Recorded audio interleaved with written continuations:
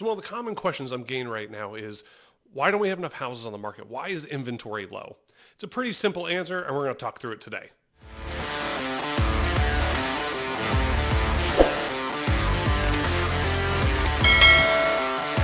What's up, guys? So today we're talking through why is inventory low? Why is nothing changing? Especially here in Phoenix. May not be the same everywhere else, but it is here in Phoenix. But before we get into all of that, you guys should subscribe to the channel. If you guys could share the video with other people, I'd appreciate it. Trying to be a resource. Again, not trying to be famous.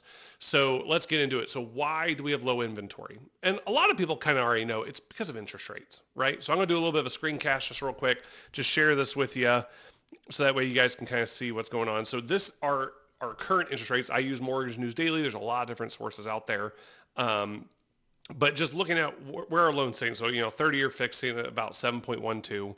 I mean, I've seen it go all the way up to 7.5 for some people. I've seen it go lower than that. So again, it depends on your credit, depends on how much debt you have, lots of different factors like that.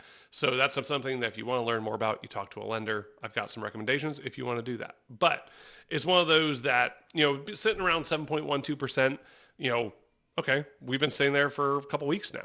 So it's high. And we've been sitting, even this year, even 2022, we were sitting between 6 to 7.5%. Interest rates are high. And then when you really start to think about it, like a lot of people bought in 2021 and 2022, and it's like, well, what was their interest rate back then? So let's look at a couple things. So when we actually look at it, 82% of people are below a 5% interest rate. 62% of people are below a 4% interest rate.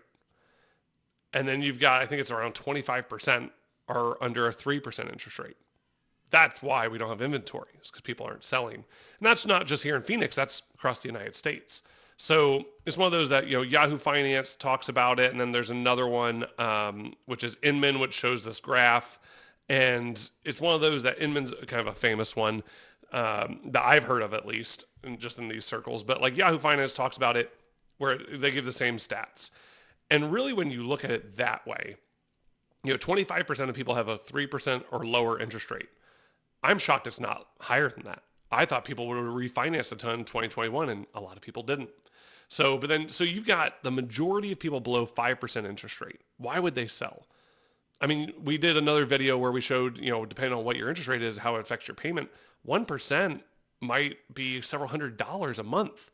So that's why people aren't selling. They're not selling because for them, they don't want to have a higher monthly payment.